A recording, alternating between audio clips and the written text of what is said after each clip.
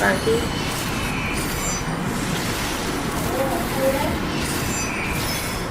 Rẻ là ôi.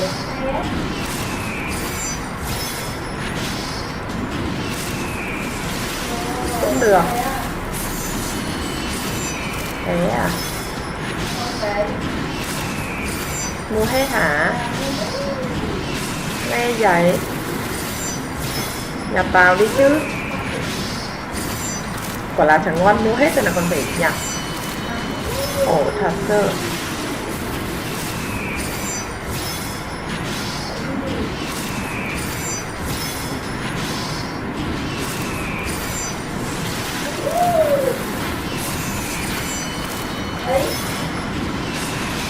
Đúng rồi.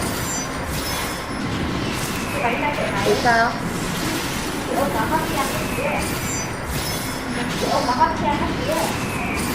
Đúng rồi. Ngang ngược vành mắt và cái tết.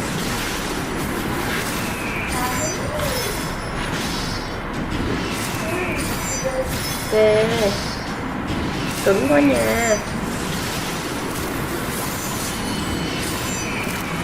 Có thật là quê không?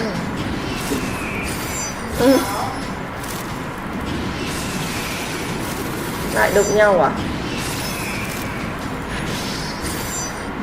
Trời.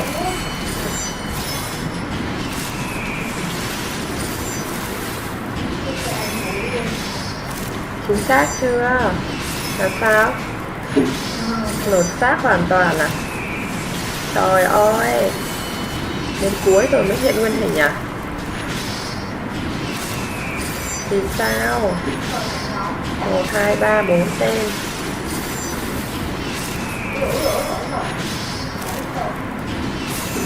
Khác nhau hoàn toàn. Ống la lấp lánh. Khác nhau mà. Ủa?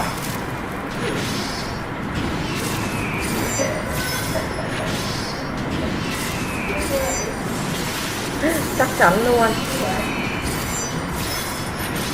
Nói lăng lắp bắp. Không xứng đáng.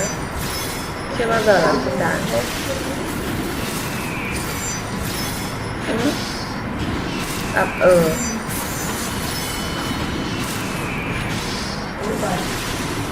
Đã bị chỉ trích nữa hả?